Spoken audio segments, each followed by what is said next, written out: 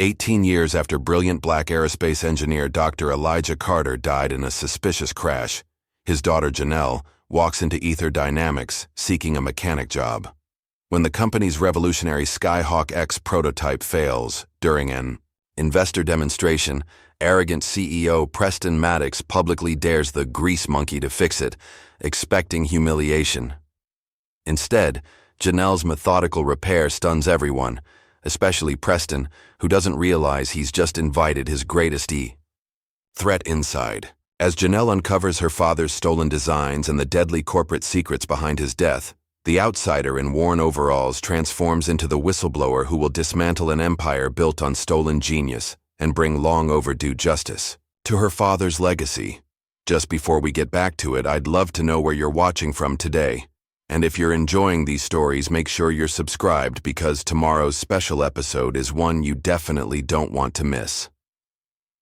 The summer heat rippled across the tarmac as Janelle Carter approached the gleaming Ether Dynamics facility. Unlike the pristine glass and steel structure that housed some of the nation's most brilliant aerospace minds, Janelle arrived in well-worn overalls, her work boots scuffed from years of honest labor.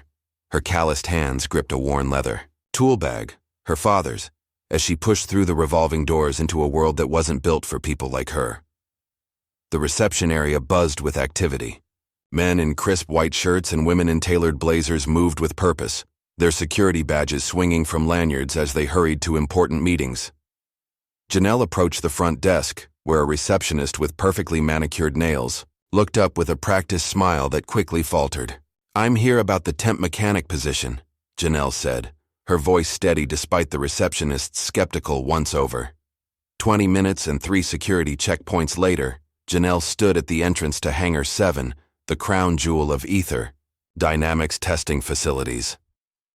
Inside, the cavernous space housed the company's most ambitious project, the Skyhawk X, a next-generation jet that promised to revolutionize both military and civilian aviation.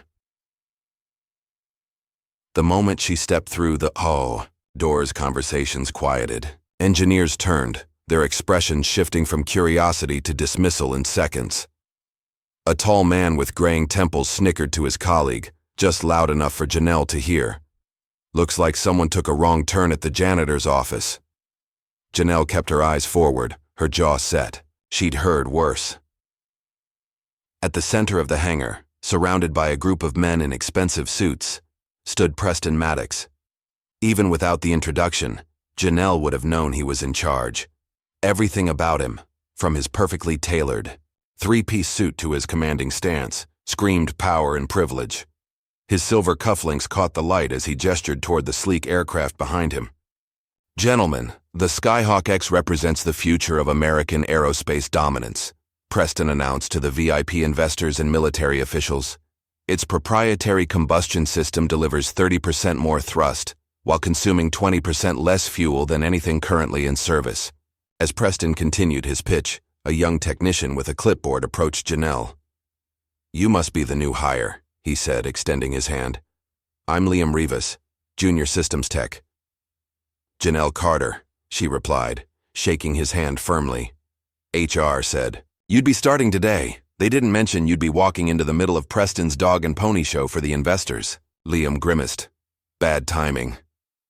Before Janelle could respond, a commotion erupted near the aircraft. Warning lights flashed across a nearby console as technicians scrambled around the Skyhawk X's exposed engine housing. "What's happening?" one of the investors asked, stepping back nervously. "Just a minor calibration issue," Preston assured him, though the tightness in his voice betrayed his concern. The lead engineer, a stern-faced man with wire-rimmed glasses, called out, "Systems not responding to the restart sequence. Auxiliary." "Power failing." Preston's smile vanished as he hurried to the console. "Fix it," he hissed to the engineer. "Now." The investors exchanged worried glances as Preston attempted to salvage the situation with forced laughter. "Well, gentlemen, sometimes even the most advanced technology needs a little coaxing." Janelle watched the engineers work, her eyes narrowing as she studied the diagnostic readouts visible on the nearest monitor. She noticed a pattern in the power fluctuations that seemed familiar. That's an airflow choke in the auxiliary combustion system, she muttered under her breath. Liam glanced at her, surprised. What did you say? The fuel mixture is too rich at the intake, and there's back pressure in the tertiary valve, Janelle continued quietly. It's causing the system to stall before ignition can stabilize. Liam stared at her, his clipboard forgotten in his hands. How could you possibly know that from here? Janelle shrugged. The fluctuation pattern on the monitor. I've seen it before. The commotion continued as more engineers gathered around the jet, their voices growing more urgent. Preston's face had turned an alarming shade of red as he berated the team for their incompetence. This is exactly what we can't have happen today, he snapped. These people are here to invest millions. Something in Janelle shifted. Perhaps it was the familiar problem, or perhaps it was the dismissive way Preston spoke to his team. Before she could reconsider, she stepped forward. Excuse me, she said, her voice cutting through the chaos. I think I know what's wrong. The hangar fell, silent. Every head turned toward Janelle, standing there in her worn overalls amid the sea of white coats and suits. Preston stared at her, his expression a mixture of confusion and annoyance. And you are? Janelle Carter. I'm here about the mechanic position. A ripple of laughter spread through the group of engineers. Preston's mouth curved into a condescending smile. Well, Ms. Carter, I appreciate your enthusiasm, but this is hardly a matter for a garage mechanic. His eyes flicked dismissively over her clothes. We don't run a charity garage here. More laughter followed, louder this time. The military. Officials remained stone-faced, but several of the investors joined in the mockery. Janelle felt heat rise in her cheeks but kept her voice level.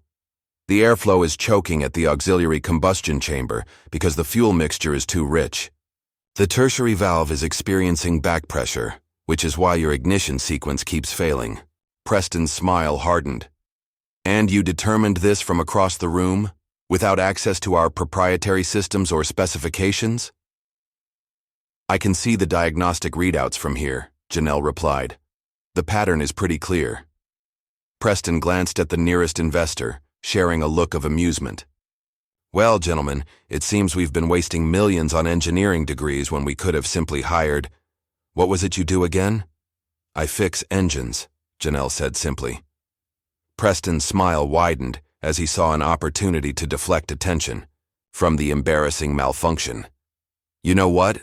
Since Ms. Carter is so confident, why don't we give her a chance to prove her theory? He turned to address the room, arms spread wide in theatrical invitation. If she fixes our multi-million-dollar prototype, I'll eat my degree. This earned him appreciative chuckles from the crowd. The lead engineer stepped forward, alarmed. Sir, with all due respect, we can't allow an unvetted civilian to— Oh, I'm not serious, Harland. Preston cut him off, though his eyes never left Janelle. She won't actually touch the aircraft. This is merely an object lesson in the difference between tinkering with car engines and pioneering aerospace technology. Janelle met his gaze steadily. So you're not actually offering me the chance to try? Something in her calm confidence made Preston's smile falter momentarily. He recovered quickly, but not before Janelle noticed the flash of uncertainty. By all means, Preston said, gesturing grandly toward the Skyhawk X. Harland, give our guest 5 minutes to embarrass herself, then get back to actual solutions. Harland Tate looked horrified, but didn't dare contradict his boss in front of the investors. He reluctantly stepped aside, making it clear with his expression that he expected disaster. As Janelle approached the aircraft, the crowd of engineers parted, many smirking in anticipation of her failure. She felt the weight of their judgment as she studied the exposed engine housing, her mind racing through possibilities. Liam appeared at her side, offering his clipboard. Here's the system schematic, he whispered. Thought it might help. Janelle gave him a grateful nod as she quickly absorbed the technical details. The Skyhawk's engine was a marvel of engineering, but beneath its innovative design lay principles as old as flight itself. I'll need tools, she said quietly. Liam hesitated, glancing toward Preston and Harland, then made his decision. He slipped away and returned moments later with a small toolkit. "Thanks," Janelle murmured, selecting a specialized wrench. With confident movements that spoke of years of practice, Janelle began disassembling a key section of the engine housing. Her hands moved with precise grace, each motion deliberate and efficient. She worked methodically, occasionally referencing an obscure design principle that few present recognized, but none could dispute. The smirks gradually faded as engineers watched her work. Even Harlan's scowl softened into reluctant curiosity, as Janelle exposed the auxiliary combustion system and identified exactly what she had predicted: a misaligned tertiary valve causing improper fuel mixture and airflow choking. With quick, deft movements, she rewired a control panel using unconventional, but undeniably effective logic. The entire process took just under 4 minutes. "Try it now," she said, stepping back and wiping her hands on a rag Liam provided. Harlan looked to Preston, who gave a curt nod. The engineer initiated the restart sequence, his expression clearly communicating his expectation of failure. For 3 agonizing seconds, nothing happened. Then, with a soft whir that grew steadily into a confident hum, the Skyhawk X's engines came to life. Not just running, but running smoother than they had in previous tests. The diagnostic readouts confirmed what everyone could hear: optimal performance across all systems. The hangar fell into stunned silence. The investors and military officials exchanged impressed glances. Liam couldn't suppress a grin. Harlan's mouth hung slightly open in disbelief. And Preston? Preston looked as though he'd swallowed something extremely unpleasant. One of the investors broke the silence. "Well, I'd say that's worth a standing ovation, wouldn't you, Preston?" Backed into a corner, Preston managed a tight smile. "Indeed. Quite unexpected." An Air Force colonel stepped forward, studying Janelle with new interest. "Young lady, that was impressive work. Where did you learn to diagnose systems like that?" Before Janelle could answer, Preston smoothly inserted himself between them. "A fortunate guess, Colonel, but I do admire initiative." He turned to Janelle with a smile that didn't reach his eyes. "Perhaps we could use someone with your unique perspective. A trial run as a consultant, starting tomorrow." It wasn't a question. The investors appeared pleased by this display of magnanimity, unaware of the cold calculation behind Preston's eyes. Janelle recognized it for what it was. He couldn't fire her now without looking petty and losing face with potential investors, but he had no intention of making her stay comfortable. "I accept," Janelle said simply. As the investors swarmed Preston with renewed enthusiasm about the Skyhawk X project, Janelle quietly packed up her tools. Liam approached, still grinning. "That was incredible," he said. "I've never seen anyone shut them up like that." Janelle offered a small smile. "Just doing what I know." Hours later, after the investors had departed and the hangar had emptied of all but a skeleton crew, Janelle walked alone to the parking lot. Her clothes were stained with grease, her hands blackened despite multiple washings. The security guard barely glanced at her temporary badge as she exited. In the privacy of her car, Janelle finally allowed herself a moment of triumph.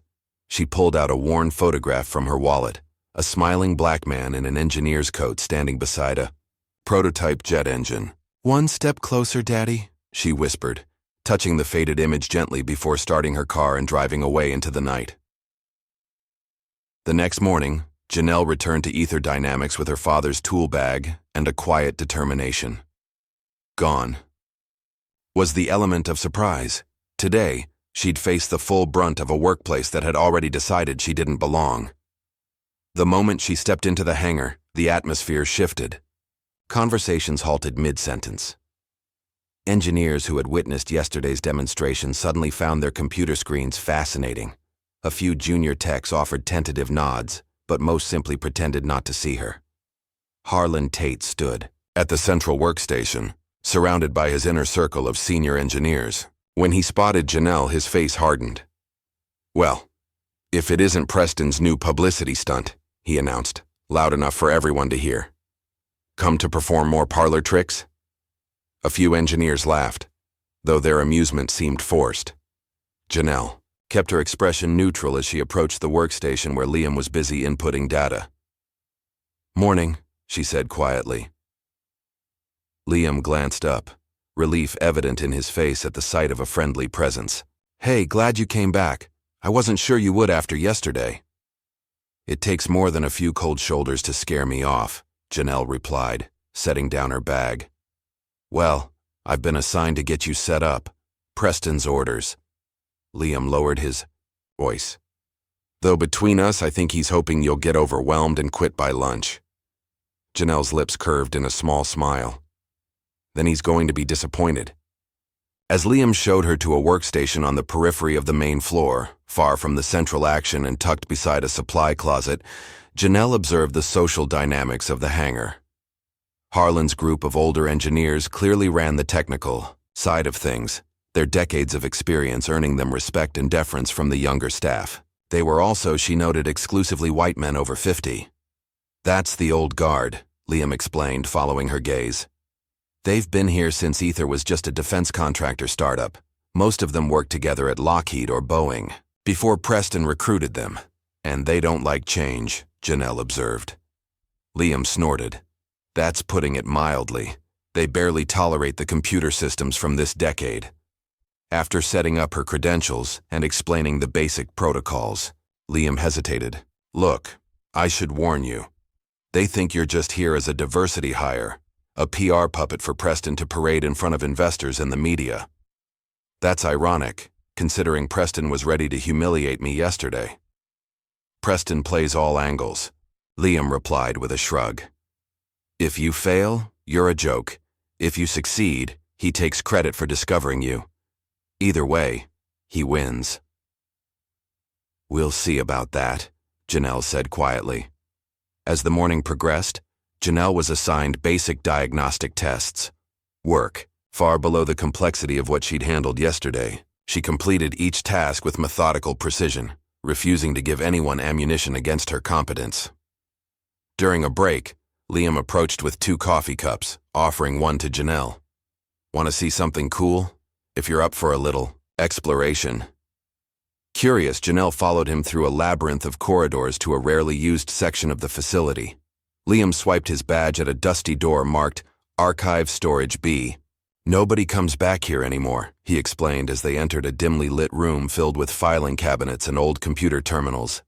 They digitized most of the old designs years ago, but some things never made it into the system. Janelle ran her fingers along a cabinet drawer labeled Project Horizons, 2004-2007. Something about the date range made her heart beat faster. Liam moved to a corner where blueprint tubes were stacked haphazardly. "I found these while looking for parts catalogs last month. Check this out." He carefully unrolled a faded blueprint onto a dusty table. Janelle's breath caught. The schematic showed an experimental propulsion system with a distinctive intake. Design, one she recognized instantly. "This looks like..." she began, then stopped herself. "Like what?" Liam prompted. "Nothing. Just reminds me of something I saw once." Janelle studied the blueprint carefully, noting the design date, June 2006. Her father had been alive then. As they were leaving the archives, Janelle's mind raced with questions. The blueprint's design elements were eerily similar to sketches she'd seen in her father's workshop, sketches he'd worked on in the months before his death. Back at her workstation, Janelle was lost in thought when a memory surfaced. Herself, as a little girl, sitting on her father's lap as he explained a complex engine diagram. Dr. Elijah Carter, brilliant aerospace engineer and devoted father, had made even the most advanced concepts accessible to his curious daughter. "The secret is in the flow, Nell," he'd tell her, his voice warm with passion. "Air and fuel must dance together perfectly. Too much of either, and the music stops." The memory was interrupted by a commotion at the central console. A calibration. System was showing erratic readings. Engineers clustered around, discussing possible causes. Janelle approached cautiously, studying the readouts from a distance. Something seemed off about the fluctuation pattern. It wasn't consistent with normal system variants. Before she could mention her observation, Harlan's voice cut through the discussion. Carter, since you're so eager to show off, why don't you take a look? The challenge was clear. Succeed and be resented more, or fail and confirm their low expectations. Janelle stepped forward, aware of all eyes on her. She carefully reviewed the diagnostic data, immediately noticing that the calibration parameters had been altered from standard settings. The changes were subtle. Someone would have had to manually override the safety protocols to make them. This high intake valve pressure is set too high, she said finally. If we try to run the system with these settings, we could blow the auxiliary compressor. Harlan frowned. Impossible. I checked those settings myself this morning. Then someone changed. Them since you checked, Janelle replied evenly, bringing up the system log. There, at 10:47 a.m., parameter adjustments outside normal range. The timestamp corresponded to when she'd been in the archives with Liam, when her workstation had been unattended. A tense silence fell over the group as the implications became clear. Someone had tampered with the system, and the blame would have fallen on Janelle when it failed. Harlan's expression shifted from skepticism to something unreadable. Without a word, he reset the parameters to their correct values. The system immediately stabilized. Lucky catch, he muttered, but his eyes narrowed suspiciously at his team. Later that afternoon, Preston summoned Janelle to his office, a glass-walled space overlooking the hangar floor. Unlike the cluttered workspaces below, Preston's domain was minimalist and immaculate, with a single model of the Skyhawk X displayed prominently on his desk. Ms. Carter. Preston greeted her with a corporate smile that never reached his eyes. I've been hearing interesting reports about your first team. I hope they've been positive, Janelle replied neutrally. Preston leaned back in his chair, studying her. You know, in business, timing is everything. Knowing when to accelerate, when to brake, when to fix things. He paused meaningfully. And when to leave things broken. The threat was subtle but unmistakable. I'm just doing the job you hired me for, Mr. Maddox. Yes, well. Remember that your role here is strictly consultative. You're here to observe and offer input when requested. His smile tightened. Not to disrupt established procedures or question senior staff.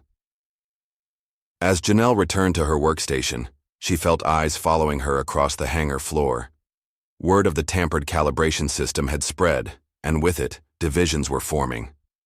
Some engineers viewed her with increased suspicion, others with grudging respect. She opened a maintenance panel to begin her afternoon assignment, and froze. Scratched into the metal interior, barely visible unless you were looking directly at it, was a message.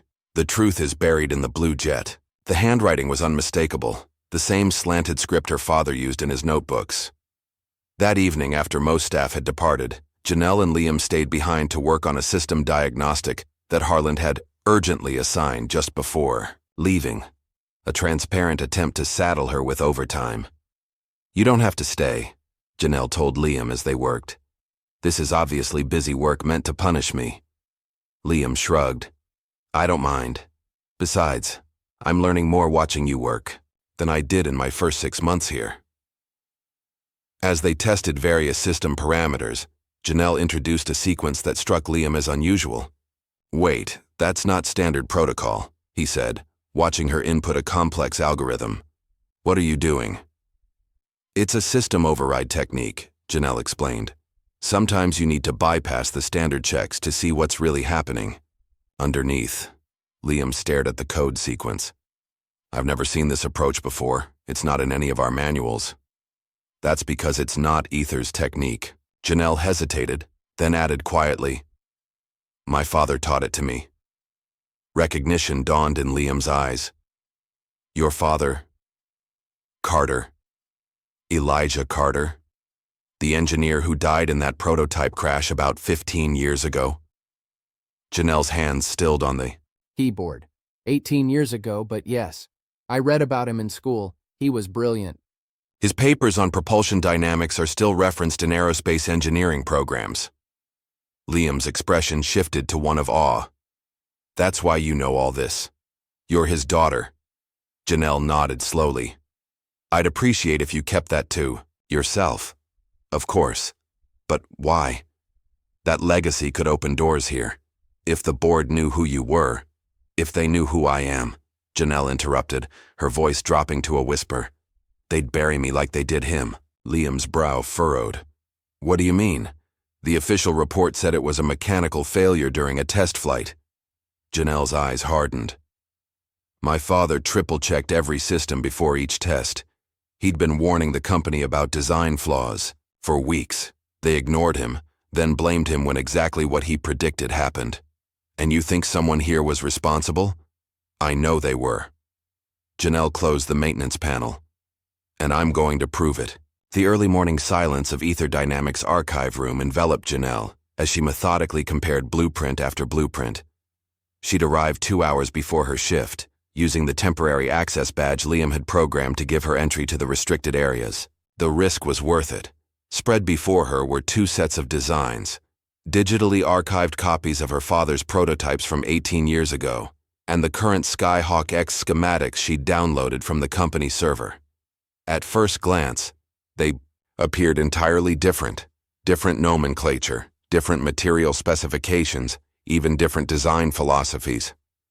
But Janelle wasn't looking at the surface details. She was looking at the bones.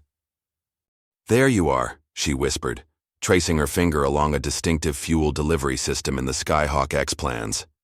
The configuration was unique, a modified hexagonal flow pattern that optimized combustion while reducing heat signature. It was nearly identical to a design her father had created, albeit with updated materials and slightly altered dimensions. She pulled up another comparison: the auxiliary power routing. Again, beneath cosmetic changes and renamed components, the core innovation was unmistakable. Elijah Carter's work, repackaged and renamed. Janelle leaned back, her heart pounding. This wasn't coincidence or convergent design thinking. Someone had taken her father's revolutionary concepts he died testing, and built the company's flagship product on them without attribution. Her research continued at home that evening. Seated at her kitchen table with her laptop and a cold cup of coffee, Janelle dug through old news articles and industry publications. Most covered her father's death as a tragic accident, a brilliant engineer lost to a mechanical failure during a routine test flight. Few questioned the official narrative, but one small article from an industry newsletter caught her attention. It listed the personnel present during the fatal test flight, including interns and support staff.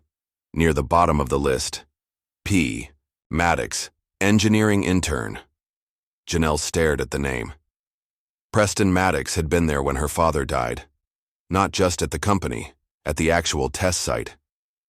Further searching revealed that Preston had been a graduate student at MIT interning at Ether's predecessor company, Coleman Aerospace. His thesis project had focused on next-generation propulsion systems, the very technology her father had been developing. You were there, Janelle murmured, staring at a grainy photo of a much younger Preston standing in the background of a team picture. You saw what happened. The next day, Janelle arrived at work to find Liam in an unusually somber mood. When they were alone at the coffee station, he finally spoke. Preston called me into his office yesterday, he said quietly, checking to ensure no one was within earshot. Offered me a promotion to the integration team. That's great, Janelle said, though something in Liam's expression told her otherwise. There were conditions. Liam's voice dropped lower. He wanted me to keep an eye on you and report anything unusual about your work or your access to the systems. Janelle's face remained neutral, though her grip tightened on her coffee cup. What did you tell him? I said I'd think about it. Liam met her eyes.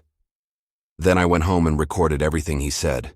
I've got it all, the offer, the conditions, even him implying that your ideas shouldn't make it into the official documentation. Before Janelle could respond, the hangar doors opened, and an elderly man entered. Tall and thin with a shock of white hair, he carried himself with the quiet confidence of someone who had nothing left to prove. Harland immediately approached him, offering a rare, genuine smile. Delaney, what brings you out of retirement? Just checking on my legacy, the older man replied, his eyes sweeping the hangar until they landed on Janelle. For a brief moment, something like recognition flickered across his face. That's Delaney Shaw. Liam whispered to Janelle, one of the original founders before Preston bought controlling interest. He retired about 5 years ago, but they still bring him in as a consultant sometimes. Throughout the morning, Janelle felt Delaney's eyes on her as she worked. When she finally took her lunch break, she found him waiting by the exit. "You're Elijah's girl," he said without preamble. Not a question, a statement of fact. Janelle hesitated, then nodded once. "Thought so. You have his eyes. And his hands. The way you handle the components. Deliberate, like you're having a conversation with the machine." Delaney's weathered face softened. "He was the best engineer I ever worked with. You knew my father well?" "We worked together for 6 years. Delaney glanced around, then gestured toward the exit. "Walk with me." Outside in the sunshine of the employee courtyard, Delaney spoke more freely. "I was on site the day of the accident. Not in the control room, I was at the fabrication lab. But I heard the explosion." His eyes grew distant. "By the time I got there, the emergency crews were already pulling him out of the wreckage." Janelle had heard the story before, but never from someone who had witnessed it. The official report said mechanical failure, fuel line rupture. Delaney's expression hardened. "That's what the report said. But you don't believe it." The old engineer studied her carefully before answering. "Your father came to me 2 days before the test. He had concerns about modifications that had been made to his design, modifications he hadn't approved." "What kind of modifications?" "They'd removed a safety override system he'd designed, said it was redundant, added unnecessary weight." Delaney shook his head. "Elijah fought them on it, but he was overruled by management." Janelle felt cold despite the warm sun. "Who ordered the modification?" "That's the thing. The order came through official channels, but no one would claim responsibility afterward. Everyone involved either left the company or suddenly couldn't remember the details." Delaney leaned closer. "Walk away, Janelle. Before they do to you what they did to your father." As the old engineer turned to leave, Janelle called after him. "Why are you telling me this now?" Delaney paused. "Because I was a coward 18 years ago. I knew something wasn't right, but I kept quiet to protect my job, my reputation." His eyes met hers. "I've regretted it every day since." That evening, as a summer storm rolled in across the airfield, Janelle found herself alone in the parking lot, or so she thought, until a sleek black Audi pulled up alongside her. The window rolled down to reveal Preston Maddox, his usual polished facade slightly undone by the late hour. "Ms. Carter," he called out. "A word before you leave?" Rain began to fall as Janelle approached the car, her posture guarded. Preston studied her through the open window. "I understand Delaney Shaw introduced himself today. Quite the coincidence." "Is it?" "He's become somewhat unreliable in his old age, prone to conspiracy theories and revisionist history." Preston's smile was cold. "I wouldn't put much stock in his stories." "I don't recall mentioning any stories." Something flickered in Preston's eyes, a calculation being made. "Let's drop the pretense, shall we? I know who you are, Janelle Carter. I knew the moment HR forwarded your application." The rain intensified, soaking through Janelle's jacket, but she stood her ground. "Then you know why I'm here. I assumed it was for employment, but perhaps your motives run deeper." Preston leaned forward. "You think you're the first to dig up bones? Your father didn't know when to quit either." The threat hung in the air between them, barely audible over the drumming of rain on the car roof. "Is that what happened?" Janelle asked, her voice steady despite the chill spreading through her body. "He wouldn't quit, so you made him?" Preston's laugh held no humor. "Such drama. Your father died in a tragic accident. An accident caused by his own stubbornness and refusal to adapt to practical realities." "You mean his refusal to compromise safety for profit?" "I mean his refusal to be a team player." Preston's expression hardened. A quality his daughter seems to have inherited. With that, he rolled up his window and drove away, leaving Janelle standing alone in the rain, her suspicions now certainties. The next day, during a routine maintenance check of the Skyhawk X, Janelle discovered something unexpected. Hidden inside the maintenance hatch, partially concealed behind a bundle of wiring, was a small, non-standard module with a damaged memory drive. She carefully photographed it in place before removing it, noting that it hadn't been included in any of the official schematics. The casing was older than the surrounding components, its design reminiscent of technology from nearly 2 decades ago. "What did you hide?" she whispered, running her fingers along the scratched surface. That evening, Janelle, Liam, and Sahana Patel, a junior engineer who had recently begun sharing knowing looks with them whenever Harland or Preston made dismissive comments, gathered in Janelle's apartment to examine the mysterious module. "It's definitely not standard ether equipment," Sahana confirmed, examining the circuit board. "The architecture is completely different, and look at the manufacturing date, 2007. "The year my father died," Janelle said quietly. Liam connected the damaged drive to his laptop. "Most of the data is corrupted, but I might be able to recover fragments." Hours of careful work yielded only encrypted file fragments, most too damaged to decode. But just before midnight, Liam's decryption program finally broke through. "I've got something," he announced, his voice tight with excitement. The recovered file was an audio recording, badly degraded but partially audible. When they played it, Janelle's heart stopped at the sound of her father's voice, distorted but unmistakable. "If this module is active, I didn't make it. They're using Skyhawk to bury what we built, what we died for." The recording ended, in static, leaving them in stunned silence. "He knew," Janelle whispered. "He knew they would do this." "But what does he mean by what we died for?" Sahana asked. "He recorded this before the accident." "I don't know," Janelle admitted. "But this proves the Skyhawk project isn't what Preston claims it is. My father embedded this message for someone to find." "And now we've found it," Liam said, his expression grim. "The question is, what do we do next?" The answer came sooner than expected. The following day, Preston called an emergency board meeting to discuss security concerns. Janelle wasn't invited, but Liam managed to access the meeting minutes afterward. The language was carefully corporate, but the intent was clear.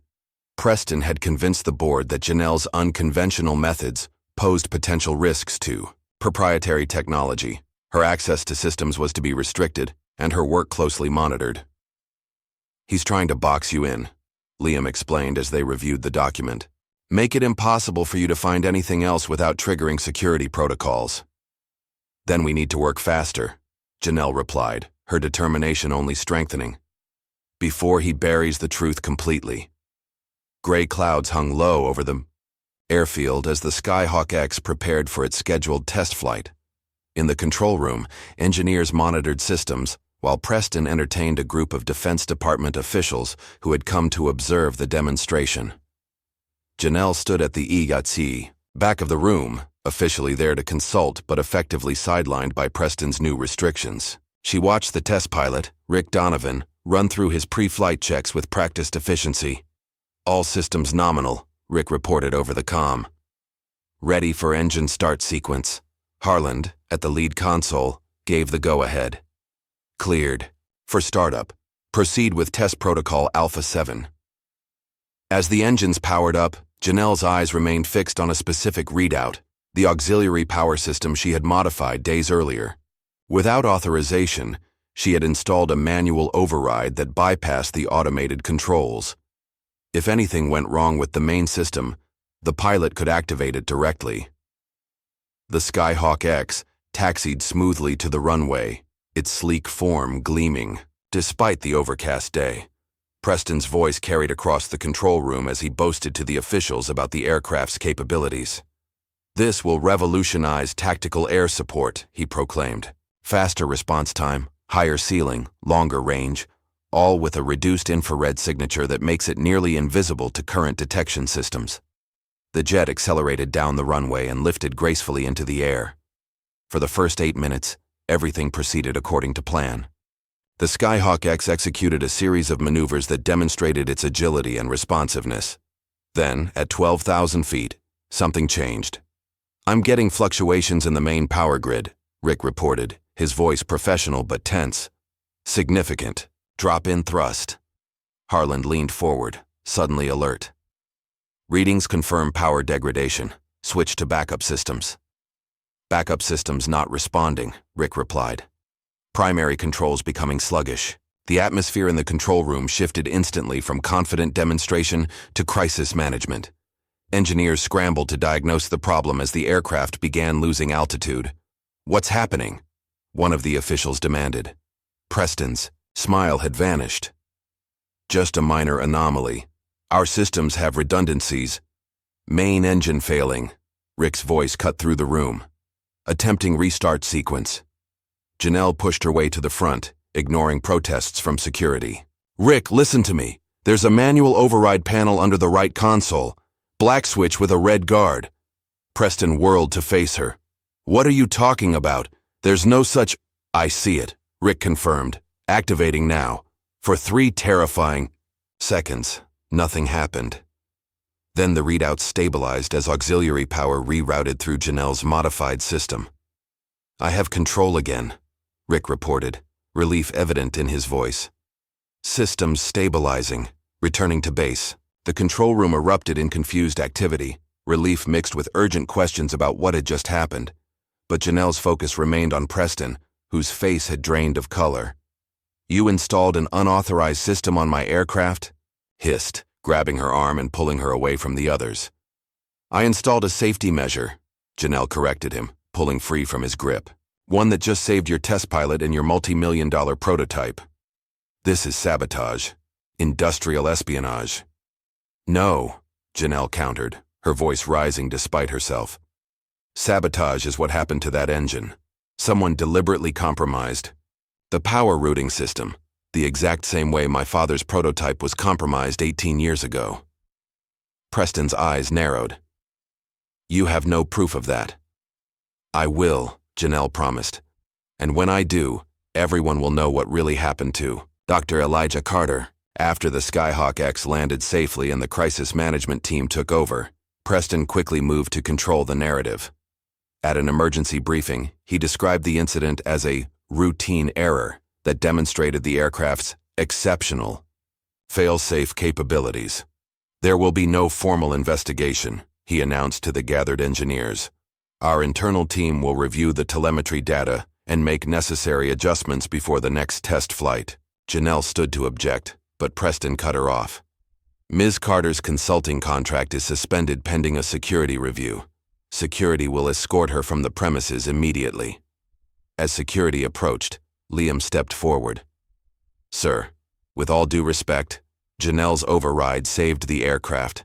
We should at least—" "That will be all, Mr. Rivas," Preston interrupted coldly. "Unless you'd like your employment status reviewed as well." That evening, Janelle's phone rang with an unknown number. When she answered, a man's voice spoke quietly. "It's Rick Donovan, the test pilot.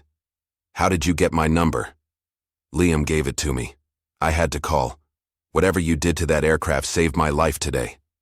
Rick paused, "But they told me to keep my mouth shut about the manual override. Said it was a confidential system enhancement that shouldn't be discussed." "They're covering it up," Janelle said, unsurprised. "Just like they always do. Look, I don't know what's going on between you and management, but I've flown enough experimental aircraft to know the difference between a routine error and sabotage." Rick's voice hardened. Someone wanted that flight to fail. After the call ended, Janelle sat in her darkened apartment, turning the damaged memory module over in her hands. The partial message from her father played on repeat in her mind. "They're using Skyhawk to bury what we built." Her suspension might have locked her out of ether dynamics, but it hadn't diminished her resolve. If anything, the near crash had only confirmed her suspicions. The next morning, she called Liam and Sahana. "We need to build it," she told them when they arrived at her apartment. "My father's original design, the one they corrupted." "Build it?" Sahana looked skeptical. "How? We don't have access to the facilities or materials. We don't need state-of-the-art equipment," Janelle explained, spreading out her father's notebooks on the kitchen table. just enough to prove the concept works, and more importantly, that it works safely, without the flaws they introduced. Liam studied the designs. We could use the old workshop in the disused wing, the one near the archives. Nobody goes there anymore. It's risky, Sahana warned. If we get caught... It's riskier to do nothing, Janelle replied. The Skyhawk X will fly again, and next time, my override might not save it. Over the next 2 weeks, working after hours and on weekends, they pieced together a small-scale version of Elijah Carter's original propulsion system. Liam borrowed components from storage, while Sahana reprogrammed outdated testing equipment to monitor their prototype. Meanwhile, despite her suspension, Janelle continued her investigation. She compiled evidence of design similarities between her father's work and the current Skyhawk, documented the safety overrides that had been removed, and created a timeline connecting Preston's rise at the company with the acquisition of Elijah's intellectual property. Their clandestine work was progressing well until one evening when Liam arrived at the workshop to find Harlan Tate attempting to access Janelle's workstation. "What are you doing here?" Liam demanded, blocking the older engineer's path. Harlan jumped, clearly not expecting anyone else to be there. "I could ask you the same question. This area is restricted. So is someone else's workstation," Liam countered. "What are you looking for?" For a moment it seemed Harlan might bluster his way out, but then his shoulders sagged. "Preston sent me. He wants to know what Carter found, what evidence she has." "Evidence of what?" Harlan's expression turned bitter. "You know exactly what. The stolen designs, the safety protocols that were removed, all of it. If you know about that, why are you helping him cover it up?" Liam asked, genuinely confused. "Because 18 years ago, I signed off on those removed safety measures," Harlan admitted, his voice hollow. "Preston convinced me they were redundant, unnecessary weight.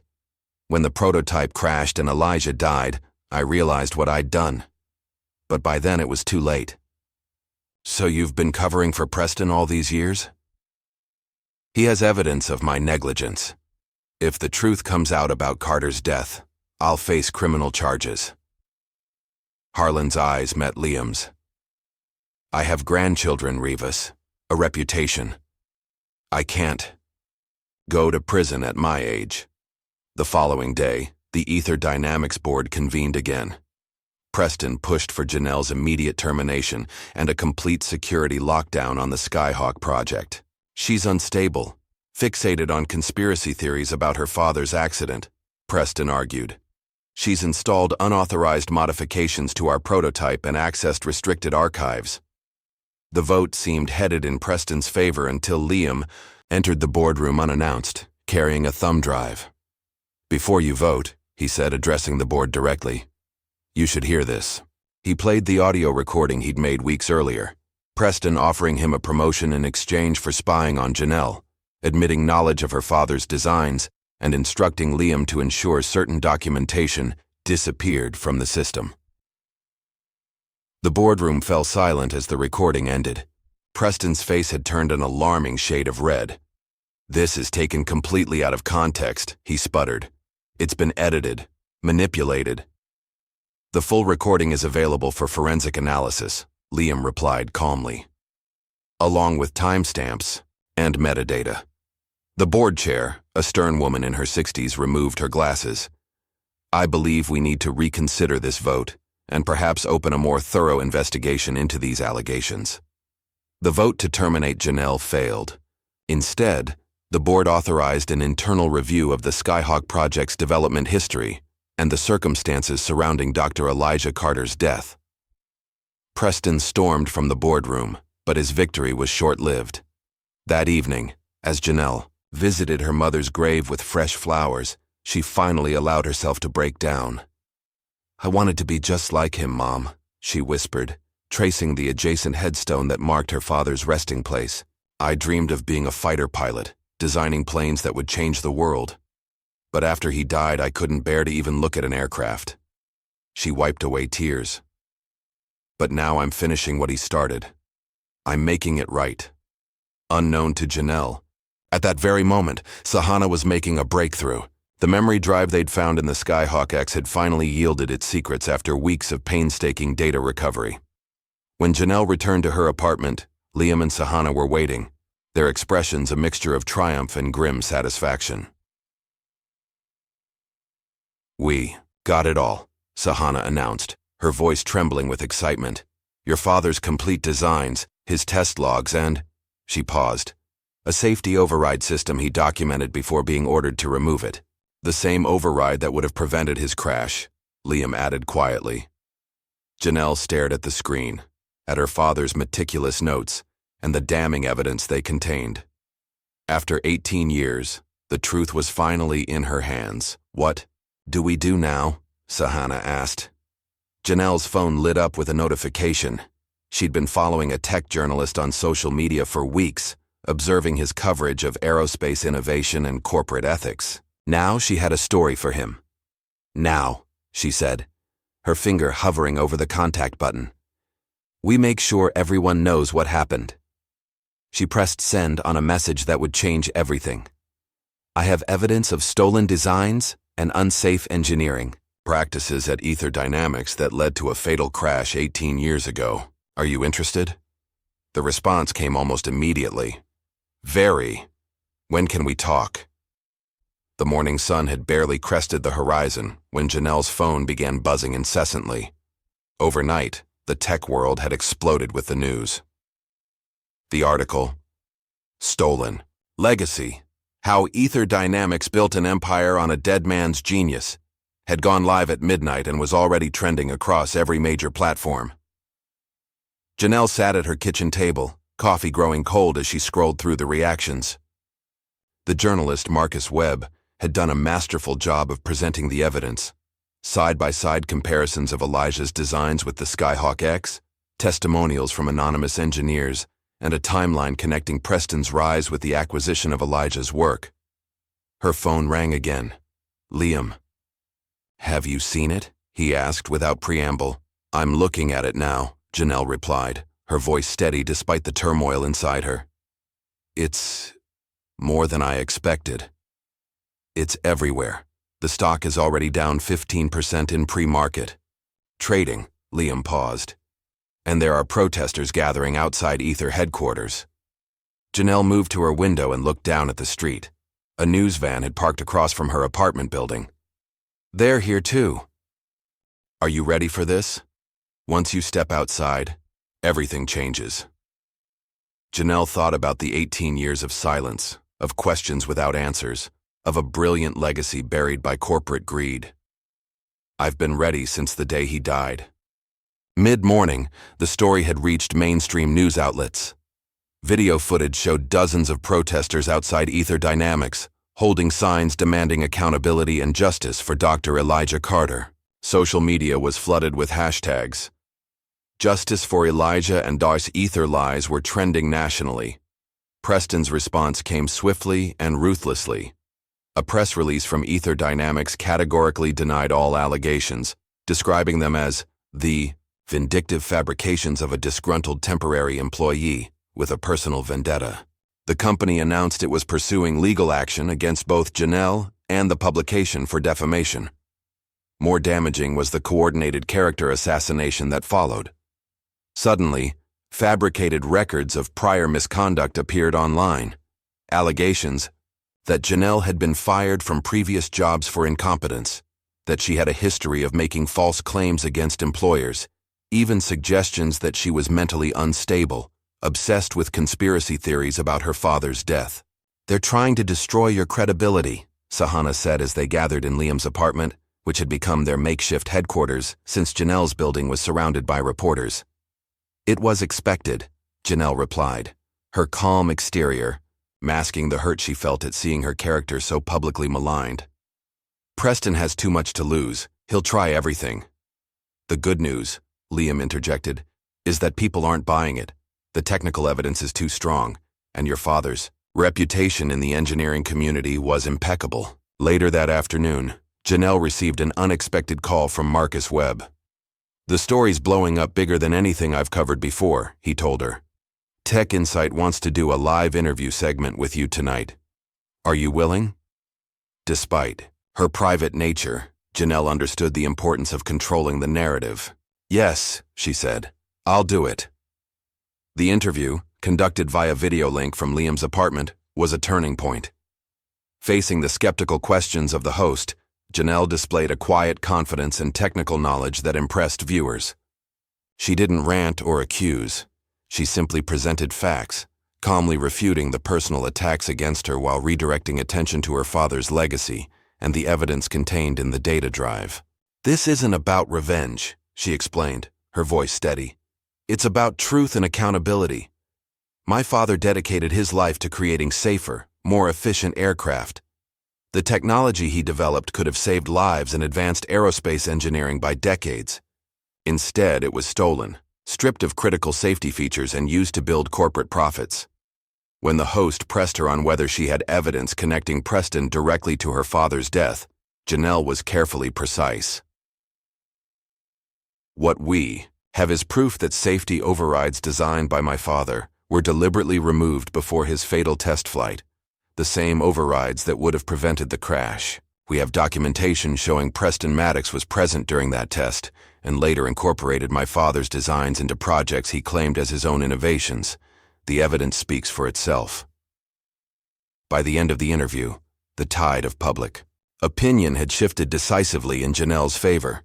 Her intelligence, integrity, and measured responses had won over skeptics and strengthened her supporters. Back at Ether Dynamics, the internal culture was fracturing. Junior engineers who had witnessed Janelle's expertise firsthand began questioning the official company line. Whispers in break rooms and encrypted messages exchanged after hours snowballed into a quiet rebellion. Anonymous tips began arriving in Janelle's email, more buried designs, documentation of hidden test failures, even security camera footage, showing Harland accessing her workstation the night before the Skyhawk's near crash. "The dam is breaking," Liam said as they sorted through the flood of new evidence. "People are scared of being on the wrong side of this when the dust settles." The most significant breakthrough came from an unexpected source. Late one night as Janelle was reviewing technical documentation, Liam burst into the apartment, his face flushed with excitement. "I found it," he announced, setting his laptop on the table. "The black box log from your father's crash." Janelle stared at him, hardly daring to hope. "That's impossible. The company claimed it was destroyed in the fire. They lied." Liam opened a file showing a corrupted but partially readable log. "I've been systematically accessing archived drives from that era, and I found this buried in a backup system that was decommissioned years ago. It's damaged, but there's enough data to analyze the flight parameters before the crash." They spent hours poring over the fragmented data, piecing together the final moments of Elijah Carter's life. The log showed exactly what Delaney had suggested. The prototype had suffered a catastrophic failure in exactly the system where the safety override had been removed.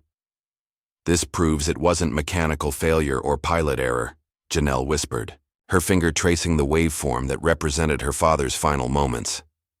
"The system failed exactly as he predicted it would." The next day, Janelle received a text from an encrypted number. "Not all security contractors stay loyal when they discover they've been protecting criminals. Northern Plaza Garage, Level 3, midnight." Despite Liam and Sahana's concerns about the mysterious message, Janelle was determined to meet this potential whistleblower. "If there's even a chance they have information about my father, I have to go." The parking garage was dimly lit and eerily quiet as Janelle arrived just before midnight. She'd taken precautions. Liam was parked nearby with a clear view of the entrance, and Sahana was monitoring a live stream from Janelle's phone, hidden in her pocket. At precisely midnight, footsteps echoed through the concrete structure.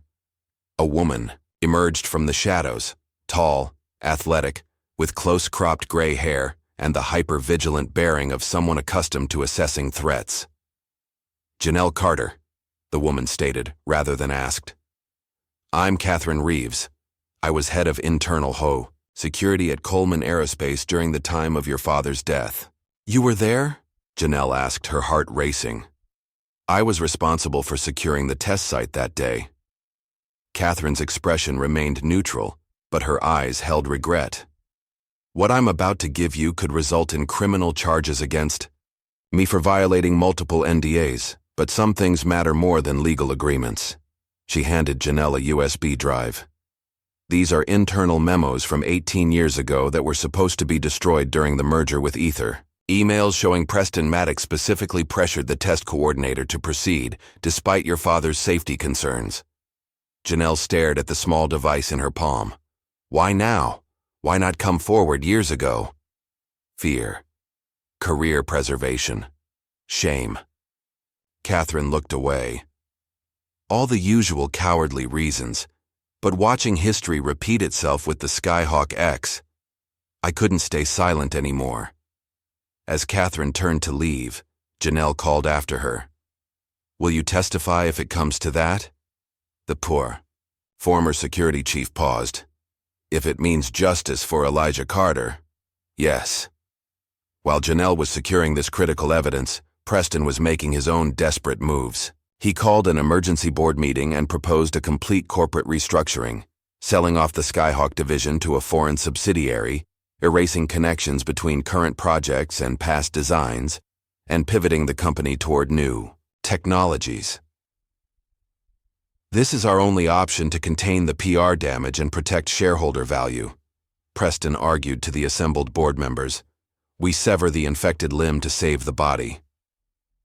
What Preston didn't know was that the meeting was being live-streamed to investors, a transparency measure hastily implemented by concerned board members. As the vote to approve his restructuring plan approached, the boardroom doors burst open.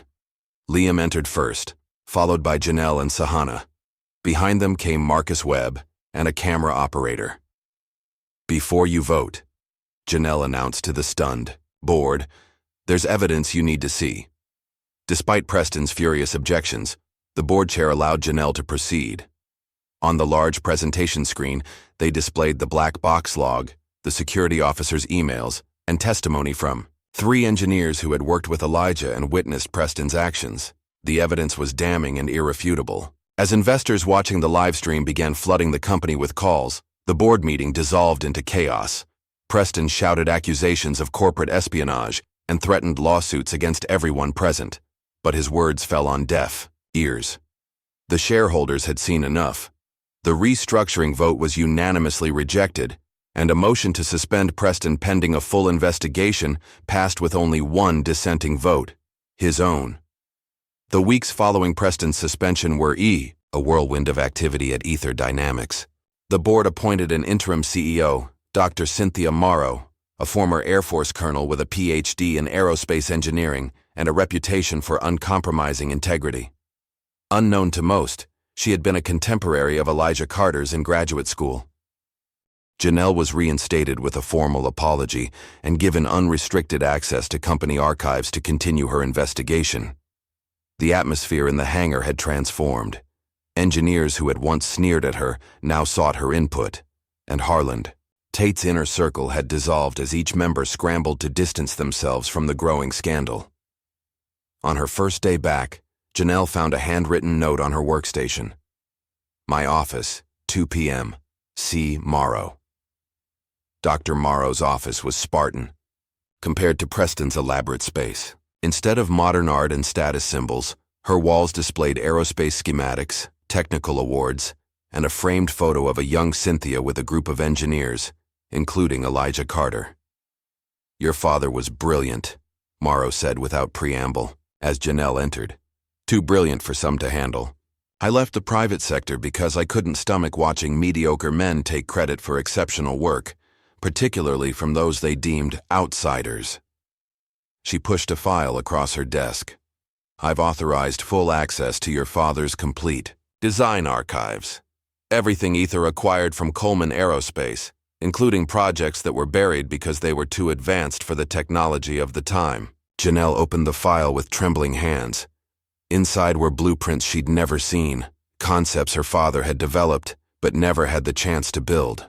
Among them was a revolutionary hybrid propulsion system that appeared decades ahead of its time. This could change everything, Janelle whispered, tracing the elegant design. That's what your father believed, Morrow replied, and what Preston feared. As the investigation progressed, The pressure on Harlan Tate intensified. Caught between loyalty to Preston and the weight of his own conscience, he finally broke. In a sworn statement to the board, he admitted that Preston had ordered Elijah's override system removed to push an untested feature for an upcoming investor demonstration, the same feature that failed mid-flight. Preston said the override would mask the performance capabilities, Harlan confessed, his voice hollow with regret. He said Elijah was being overprotective, that the system would perform better without the training wheels, as he called them. When the crash happened, Preston was the first to suggest pilot error. He had documentation ready, showing Elijah had been working excessive hours, implying fatigue might have affected his judgment.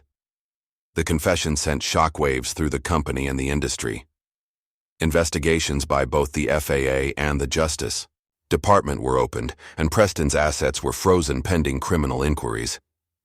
For Janelle, the vindication was bittersweet. Justice for her father was finally within reach, but the cost had been 18 years of his absence, of potential unfulfilled, of a daughter growing up without her father's guidance. The strain of the fight began to show in unexpected ways. One evening, as Janelle and Liam worked on reconstructing one of Elijah's designs, tensions that had been building finally surfaced. "You need to take a step back," Liam urged after Janelle had worked through her third consecutive night. "We've won. Preston is finished. The truth is out." "It's not enough," Janelle insisted, her eyes red-rimmed from exhaustion. "We need to rebuild every design, prove every concept, make sure his full legacy is restored." "At what cost?" Liam demanded. "You're driving yourself into the ground. When does it end? When is it enough?" Janelle slammed down her tools. "It ends when justice is done. When my father's name is cleared completely and his work recognized." "This isn't just about justice anymore," Liam argued, his voice softening. "It's becoming an obsession. We've exposed the truth. Your father would want you to live your life now, not sacrifice it to his memory." "Don't tell me what my father would want," Janelle snapped, tears threatening. "You didn't know him." "No, but I know you," Liam replied gently. "And I'm worried you're chasing ghosts instead of building your own future." The argument left a rift between them, not hostility, but a fundamental difference in perspective that neither could easily bridge. The following day, Sahana made a discovery that reignited Janelle's determination. Buried in company flight logs was evidence of a confidential test flight scheduled 1 week after Elijah's death. A flight using an aircraft with specifications eerily similar to Elijah's final design. "They didn't even wait for his body to be buried," Sahana said, her voice tight with anger. "They took his work and immediately repackaged it under a different name." That evening, returning to her workshop after hours, Janelle found the door ajar. Inside, drawers had been pulled open, files scattered across the floor. Her father's notebook, the one containing his personal notes and observations, was missing. Security footage revealed a masked figure bypassing the electronic locks with an administrative override code. The intruder's build and movement suggested someone familiar with the facility's layout, but their identity remained concealed. "It has to be Preston," Liam insisted when Janelle called him. "Or someone working for him. Whoever it is, they're desperate," Janelle replied, "which means we're getting closer to something they don't want found." The break-in left Janelle feeling violated and vulnerable. The next day, needing space to clear her head, she drove to the remote airfield where her father's prototype had crashed 18 years earlier. Now abandoned, the runway was cracked and overgrown, nature slowly reclaiming the site of tragedy. Standing where her father had died, Janelle finally allowed herself to grieve, not just for the brilliant engineer lost too soon, but for the father, who had missed seeing his daughter grow up, who would never know the woman she'd become. "I'm sorry, Dad," she whispered, tears streaming down her face. "I tried to bring you justice, but it's not enough. They're still hiding something, still one step ahead." As the sun began to set, casting long shadows across the abandoned airfield, Janelle wiped her tears and straightened her shoulders. "I'm not done yet," she promised the fading light. "Whatever they're hiding, I'll find it." Her renewed determination was matched by unexpected public support the following day. Rick Donovan, the test pilot who had nearly crashed in the Skyhawk X, appeared on a national morning news program. I was told to keep quiet about what happened during that test flight, he stated firmly into the camera. Preston Maddox personally threatened to blacklist me from the industry if I spoke about the override system that saved my life. A system installed by Janelle Carter without authorization because she knew the aircraft was unsafe. Rick looked directly into the camera. I've been flying experimental aircraft for 15 years. What happened that day wasn't a routine error. It was a catastrophic system failure, identical to the one described in Dr. Carter's final flight warnings 18 years ago. I'm breaking my NDA because the next pilot might not be as lucky as I was. The interview sent shockwaves through the aerospace community. Other test pilots came forward with similar stories of pressure to downplay safety concerns. Engineers from competing companies expressed outrage at the suppression of potentially life-saving technology. Public protests outside Ether headquarters grew larger and more vocal. Preston's name trended globally, for all the wrong reasons. Whistleblower protections became the rallying cry of employees across the industry. Inside Ether Dynamics, Dr. Morrow called an all-hands meeting to address the growing crisis.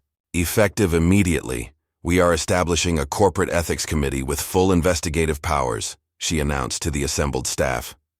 Any engineer who felt pressured to compromise safety standards under previous leadership is encouraged to come forward without fear of reprisal. The announcement was met with thunderous applause. Years of pent-up frustration and fear were finally breaking free. As Janelle left the meeting, she received an urgent text from Liam. Preston's house is empty. Security system deactivated. Private plane gone from hangar. Preston Maddox had fled. Within hours, rumors spread through financial circles that Preston had liquidated millions in cryptocurrency holdings. His private jet had filed a flight plan for Singapore, a country with limited extradition agreements with the United States. He's running, Sahana said as they gathered in Janelle's newly secured workshop. He knows what's coming. Let him run, Janelle replied, a new calmness in her voice. The truth doesn't need him to be present to come out. That evening, as news of Preston's apparent flight from justice dominated headlines, Janelle received an unexpected visitor. Delaney Shaw stood at her door looking older and more frail than when she'd last seen him. "May I come in?" he asked quietly. Once seated, Delaney placed a worn leather notebook on her coffee table. Her father's missing notebook. Janelle stared at it in disbelief. "How did you—" "I've had it for years," Delaney admitted. "Elijah gave it to me the day before the test flight. He said if anything happened to him, I should keep it safe until someone came looking for the truth." He pushed the notebook toward her. "I was a coward for not coming forward sooner, but maybe this can help make amends. The last few pages, they're what Preston has always been afraid of." With trembling hands, Janelle opened the notebook to the final entries. There, in her father's handwriting, was a detailed account of his conversations with Preston in the days before the crash, including Preston's insistence that the safety override be removed, despite Elijah's protests. But more damning was the final page, a signed statement from Elijah Carter stating that if he died during the upcoming test, it would be because his safety concerns had been deliberately ignored for financial gain. "He knew," Janelle whispered, tears welling in her eyes. "He knew they were setting him up to fail." Delaney nodded sadly. "He knew, but he flew anyway. That was Elijah. Always believed he could overcome any challenge, fix any problem. He never walked away from a fight." Janelle smiled through her tears. "That sounds familiar." As Delaney rose to leave, he paused at the door. "Your father would be proud of you, Janelle. Not just for exposing the truth, but for becoming the kind of engineer he always wanted to be, one who puts safety and integrity above all else." After he left, Janelle sat alone with her father's notebook, reading his final thoughts, connecting with his brilliant mind across the years that had separated them. In those pages, she found not just evidence, but closure, and a roadmap for the future. 6 months after Preston's disappearance, the Ether Dynamics hangar buzzed with a different kind of energy. Gone was the cutthroat competition and secrecy that had defined the Preston era. In its place was an atmosphere of collaborative innovation and purpose. At the center of it all stood Janelle, now officially heading the Skyhawk redesign initiative. With Dr. Morrow's full backing, she had assembled a small, dedicated team to rebuild the aircraft according to her father's original specifications, with all safety systems intact and his name prominently featured in the documentation. "Pass. Me that torque wrench," Janelle called to Sahana, who had become her right hand in the rebuilding effort. Around them, a team of engineers, some veterans, others fresh recruits drawn by the chance to work on Elijah Carter's visionary designs, worked with focused enthusiasm. The prototype taking shape before them looked similar to the Skyhawk X externally, but its internal systems had been completely reimagined. Gone were the compromised elements that prioritized performance over safety. In their place was Elijah's original vision, a perfect balance of innovation and protection. Dr. Morrow entered the hangar, accompanied by members of the board. Unlike Preston's showy demonstrations, these visits had become regular low-key affairs, genuine progress checks rather than performances. "How's it coming along?" Morrow asked, her eyes taking in the progress with genuine interest. "We're on schedule," Janelle replied. "The propulsion system is fully integrated, and we've successfully tested the auxiliary power grid. Most importantly, the triple redundant safety override is functioning exactly as my father designed it." One of the board members, an older woman who had often clashed with Preston, stepped forward. "The board has been discussing the company's future in light of recent events. We believe a fresh start is in order." Janelle nodded, assuming they meant a new marketing campaign, or perhaps a restructuring. "Effective next quarter," the board member continued. "Ether Dynamics will be rebranded as Carter Aerospace Technologies in honor of Dr. Elijah Carter's contributions to the industry." The hangar fell silent. Janelle stared at the board member, certain she had misheard. "You're naming the company after my father?" Dr. Morrow smiled. "It's long overdue. Elijah's vision is the foundation of our best technology. It's time the world recognized that." Tears welled in Janelle's eyes before she could stop them. Around her, the engineering team broke into spontaneous applause, none more enthusiastic than Harlan Tate, who had become one of her strongest advocates since his confession.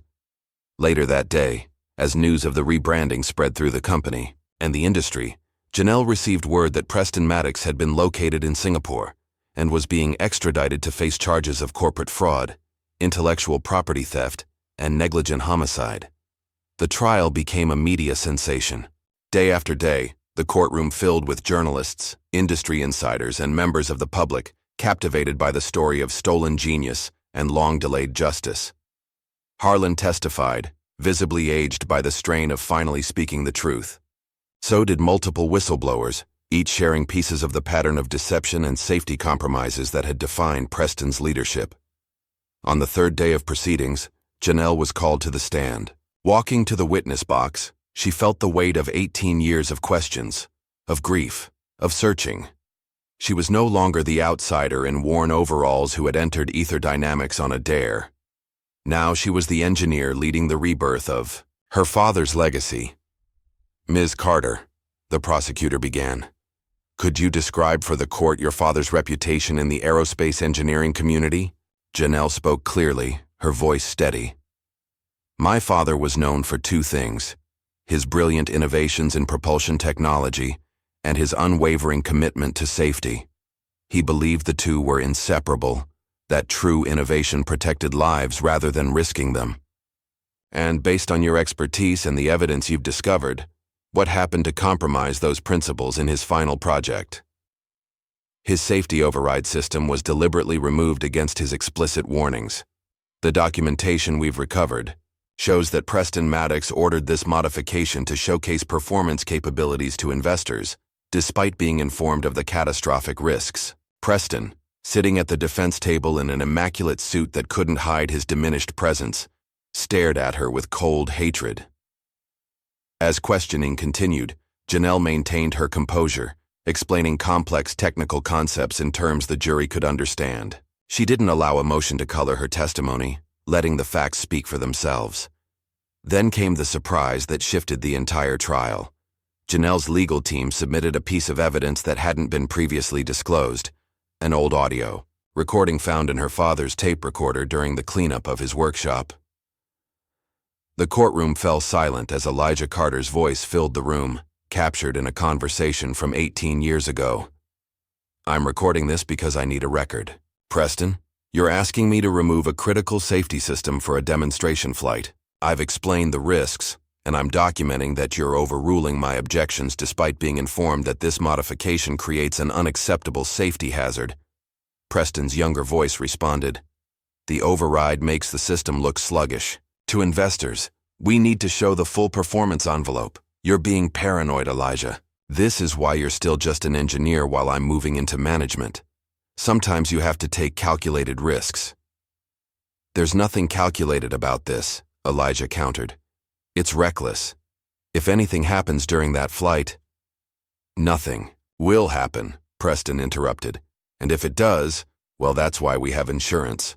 The recording ended. The courtroom remained silent for several long seconds before erupting in murmurs. The judge called for order, but the damage was done. Preston's face had gone ashen. When the verdict came 3 weeks later, it surprised no one. Preston Maddox was found guilty on all counts and sentenced to 35 years in federal prison. As the judge announced the sentence, Janelle sat perfectly still, her expression unchanged. This wasn't a moment for celebration or vindication, only for quiet. Acknowledgement that justice, though delayed, had finally arrived. "Justice," she whispered to herself as Preston was led away in handcuffs. In the months that followed, Carter Aerospace Technologies rose from the ashes of scandal to become a symbol of innovation with integrity. The newly rebuilt aircraft, now officially named Elijah 1, was prepped for its inaugural test flight on what would have been Elijah Carter's 60th birthday. The morning of the flight, Janelle surprised everyone with an announcement. Standing before the assembled engineers, investors, and media representatives, she revealed her decision.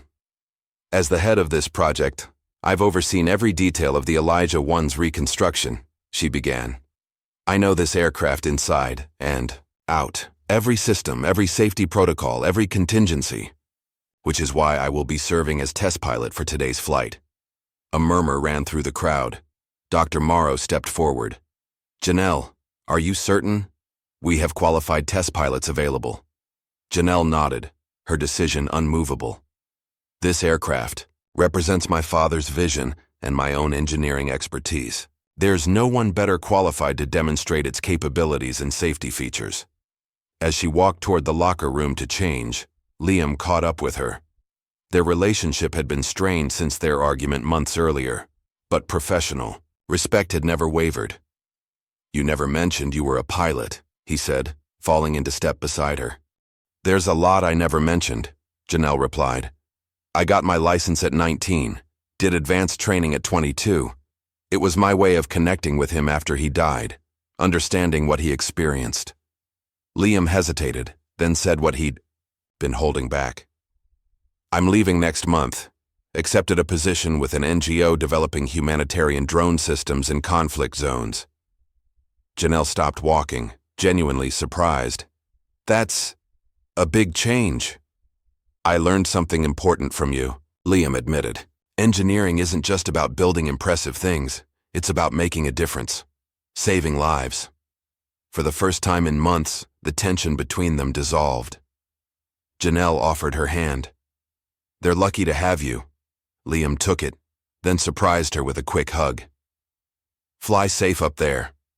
An hour later, Janelle sat in the cockpit of the Elijah 1, running through pre-flight checks with methodical precision.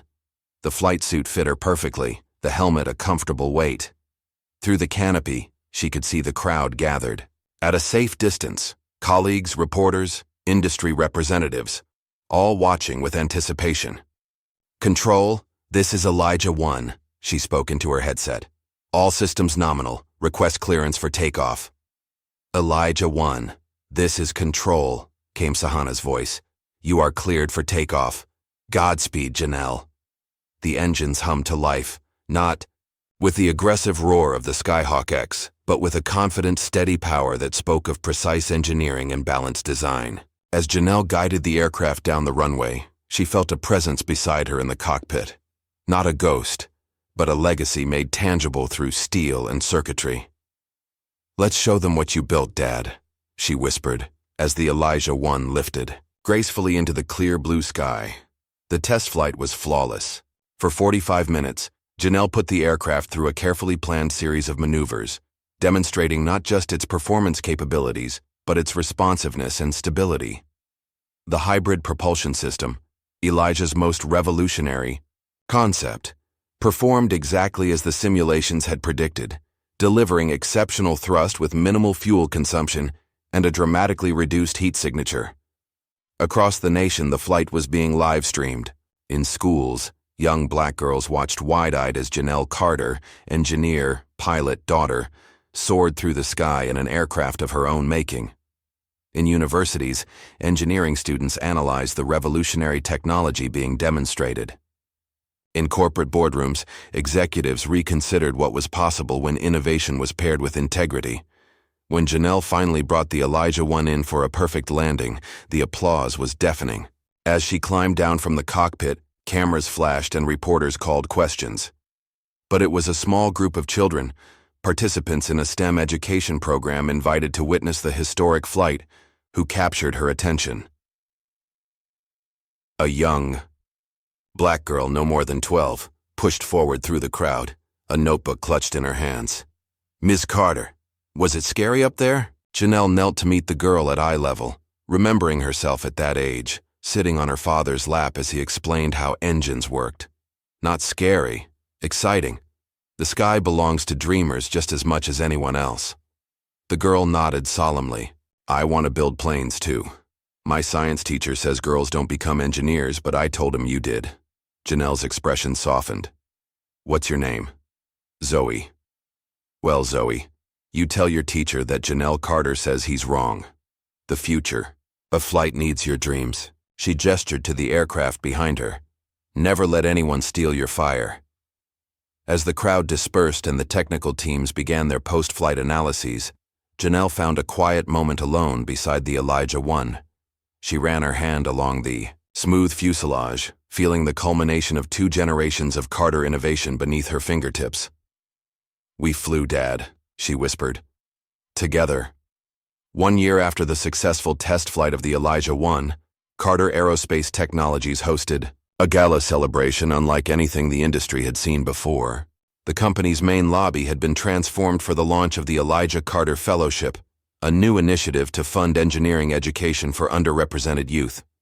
The room buzzed with conversation as aerospace executives mingled with educators, current Carter engineers, and most importantly, the first class of fellowship recipients. 20 brilliant young minds from backgrounds traditionally underrepresented in STEM fields. Janelle stood at the podium, dressed not in flight gear or work clothes but in an elegant pantsuit that managed to be both professional and a statement. The crowd quieted as she began to speak. 18 months ago, I walked into this building looking for a temp mechanic job, she began, eliciting knowing smiles from those familiar with her story. I was judged instantly, not for my skills or knowledge, but for how I looked, where I came from, what I represented. She paused, her eyes finding the young fellowship recipients in the front row. That judgment was nothing new. My father faced it decades ago as a brilliant black engineer, in an industry that wasn't ready to see past the color of his skin to the genius of his mind. But he persisted. He built anyway. He dreamed anyway. Janelle gestured to the large display behind her, showing the first graduating class of the fellowship program. Diverse young faces full of promise and determination. The Elijah Carter Fellowship isn't just about funding education. It's about changing the very nature of who gets to innovate, who gets to dream, who gets to build the future. It's about ensuring that no brilliant mind is overlooked because they don't fit someone's narrow idea of what an engineer looks like. The applause was heartfelt and sustained. As Janelle stepped away from the podium, Dr. Morrow approached with a surprising proposal. "The board meeting went well yesterday," she said quietly. They've unanimously approved offering you the position of Chief Innovation Officer. Janelle raised an eyebrow. That's unexpected. Is it? You've revolutionized our approach to design, established new safety protocols that are becoming industry standards, and your name carries weight that we desperately need. Morrow smiled. Plus, you're a damn good engineer. Janelle considered the offer, watching the fellowship recipients excitedly discussing their projects with industry veterans who, not long ago, might have dismissed them without a second thought. I appreciate the offer, she said finally, but I'd like to propose an alternative. I want to head a new division, the Carter Mentorship Program.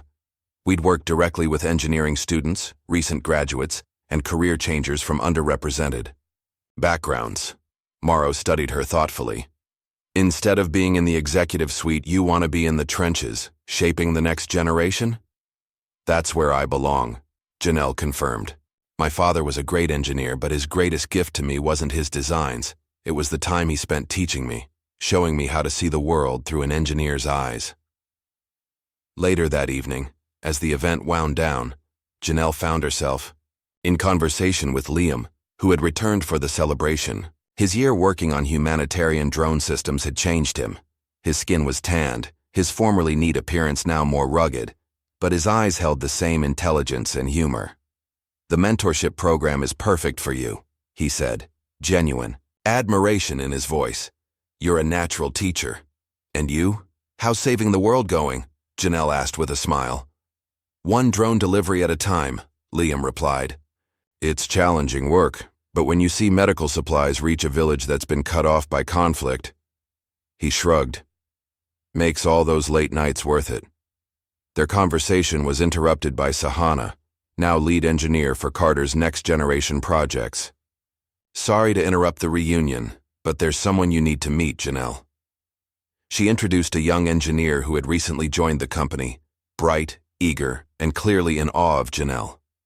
After a brief conversation about the young woman's ideas for improving fuel efficiency, Sahana pulled Janelle aside.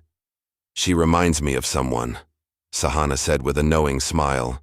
A few years ago, I would have been too intimidated to speak up in meetings or suggest improvements to senior engineers' designs. Watching you stand your ground changed that for me. Janelle squeezed her friend's shoulder. You always had it in. You just needed to see it was possible. The following morning, Janelle visited a local middle school STEM program where she'd been invited to speak. The classroom was filled with curious faces, many from backgrounds similar to her own. At the back of the room sat a young black girl with serious eyes and a sketch pad full of aircraft drawings. After her presentation, Janelle made her way to the girl's desk. May I see what you're working on? The girl hesitantly turned her sketch pad around, revealing detailed drawings of aircraft with innovative wing designs and carefully noted specifications. These are impressive, Janelle said, genuinely moved by the child's talent and attention to detail. You've really thought about airflow dynamics here. My dad says I'm silly for drawing planes all the time, the girl admitted. He says it's not what girls do. Janelle knelt beside the desk, meeting the girl's eyes. My dad told me I could build anything I could imagine. And he was right. Reaching into her bag, Janelle pulled out a small pin, a pair of stylized wings with Janelle, Carter Future Flyer engraved beneath. I've been saving this for someone special, she said, handing it to the girl. Someone who sees the sky as a beginning, not a limit.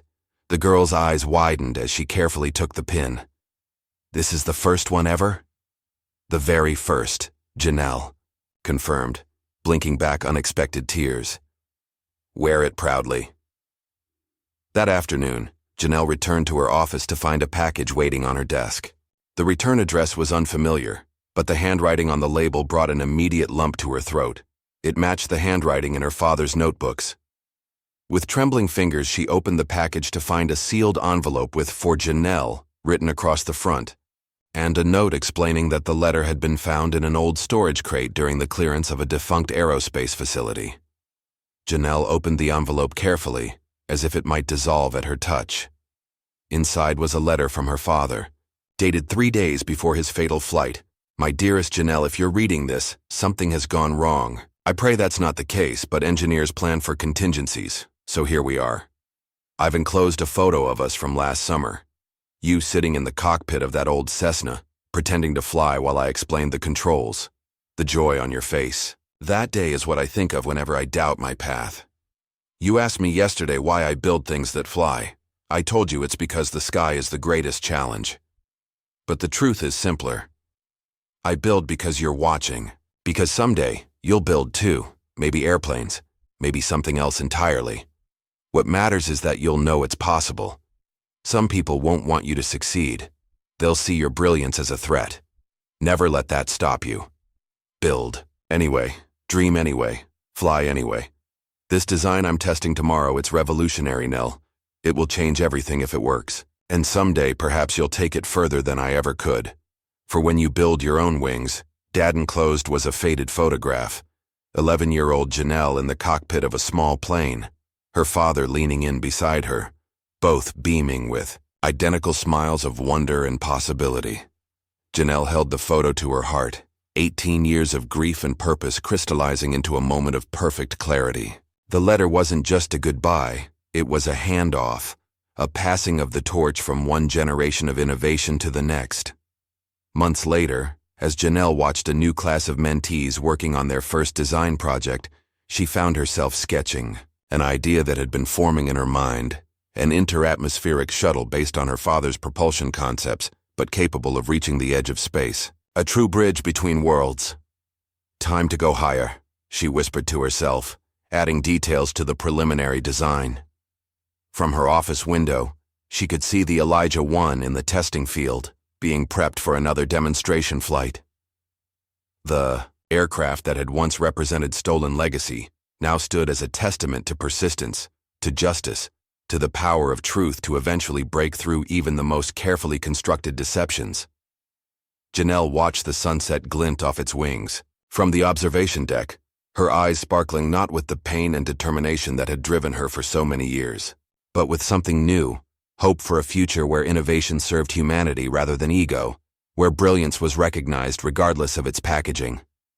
In the lobby below, visitors paused before a newly installed mural, Elijah and Janelle Carter, standing side by side, blueprints in hand, the past and future of aerospace innovation united in a single image of possibility. Beneath it, words that had become the company's new motto, a simple but powerful declaration of purpose. We build, for those who dared to dream. As the sun sank below the horizon casting a golden glow across the airfield, Janelle Carter, engineer, pilot, mentor, daughter, turned back to her designs, adding her own innovations to her father's legacy, extending the journey they had begun, together. The cycle complete. The future waiting. What would you risk to claim a legacy that was stolen from you? Janelle's journey reminds us that justice demands courage, even when standing alone. Like, share, and subscribe for more stories of underdogs who refuse to let their brilliance be buried.